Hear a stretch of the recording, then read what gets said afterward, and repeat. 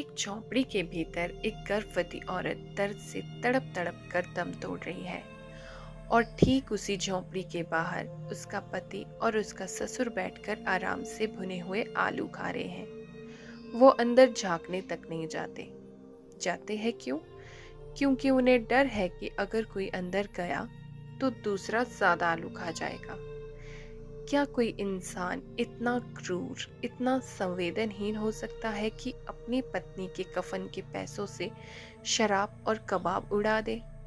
आज हम आपको कथा सम्राट मुंशी प्रेमचंद की वो सबसे डार्क कहानी सुनाने जा रहे हैं जिसे सुनने के बाद आपकी रूह कांप जाएगी।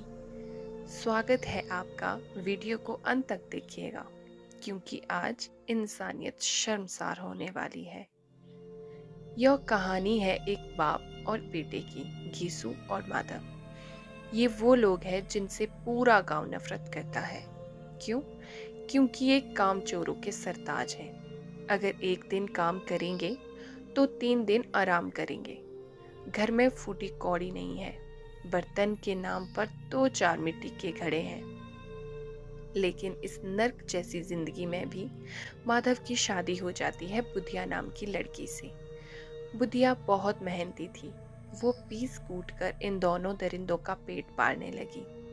लेकिन इन दोनों का क्या, वो और ज्यादा आलसी हो गए। फिर आती है वो खौफनाक रात। बुधिया प्रसव पीड़ा से तड़प रही है। झोंपड़ी के अंदर वो दर्द से चिल्ला रही है, दीवार से सिर टकरा रही है। लेकिन बाहर बैठे बाप बेटे के चेहरे पर कोई शिकन नहीं है। माधव कहता है, लगता है बचेगी नहीं, चलो देखकर आते हैं। घीसू जवाब देता है, अरे अंदर जाकर क्या करेगा? मरना है तो जल्दी मर क्यों नहीं जाती? मैं तो नहीं जा रहा। असलियत यह थी कि दोनों अलाव में आलू भून रहे थे। उन्हें डर था कि अगर कोई अंदर गया तो दूसरा सारे आलू चट कर जाएगा। इंसान की भूख ने यहाँ रिश्तों का कत्ल कर दिया था। सुबह होती है और बुधिया के कराहने की आवाजें शांत हो चुकी होती है। माधव अंदर जाता है। बुधिया मर चुकी है। उसके पेट में उसका बच्चा भी दम तोड़ चुका है। अब खेल शुरू होता है। लाश घर में पड़ी है। कफन और लकड़ी के पैसे नहीं है। दोनों बाप बेटे गांव के जमींदार के पास जाते हैं। वो जमींदार जो इनसे नफरत करते थे, दया खाकर 5 रुपए देता है। बाकी गांव वाले भी थोड़े बहुत पैसे और कपड़ा दे देते हैं। अब घीसू और माधव के पास कफन खरीदने के लिए 5 रुपए जमा हो जाते हैं। उस जमाने में 5 रुपए बहुत बड़ी रकम थी। दोनों बाजार जाते हैं। कफन की दुकान पर खड़े होकर घीसू कहता है, कफन लाश के साथ जल ही जाता है, किसी के काम तो आता नहीं। लाश को ढकने के लिए तो रात का अंधेरा ही काफी है। माधव उसकी बात मान जाता है और यहाँ से दोनों पैर कफन की दुकान से मुड़कर सीधे जाते हैं एक वाइन की शॉप यानी शराब खाने की तरफ। चमचमाती बोतलें, कबाब की खुशबू और हाथ में कफन का पैसा। घीसू और माधव ने वो सब खरीदा जो उन्होंने जिंदगी में कभी नहीं खाया था। वो शराब पीते हैं, पूरियां खाते हैं, कबाब चबाते हैं। उन्हें उस लाश की कोई परवाह नहीं है जो घर में सड़ रही है।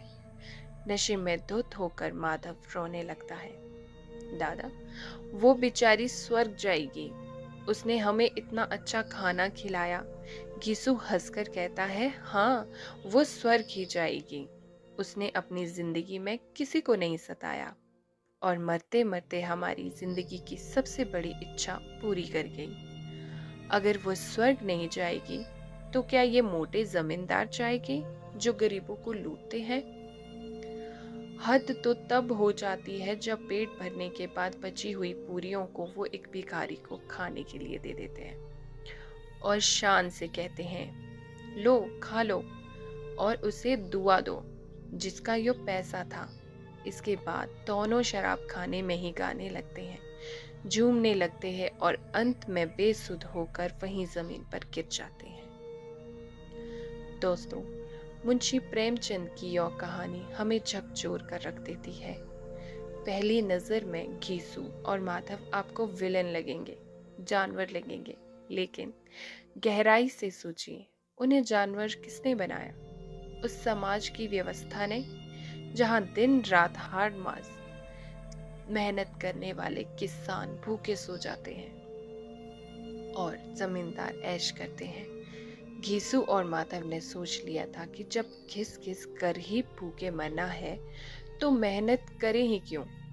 उन्होंने समाज की क्रूरता का जवाब अपनी संवेदनहीनता से दिया। आपको क्या लगता है, इस कहानी में असली गुनहगार कौन है? वो भूखा बाप बेटा या वो समाज जिसने उन्हें ऐसा बना दिया? अपने विचार कमेंट में लिखकर इस बहस को आगे बढ़ाइए। वीडियो को लाइक और चैनल को सब्सक्राइब करना मत भूलिएगा। मिलते हैं अगली वीडियो में।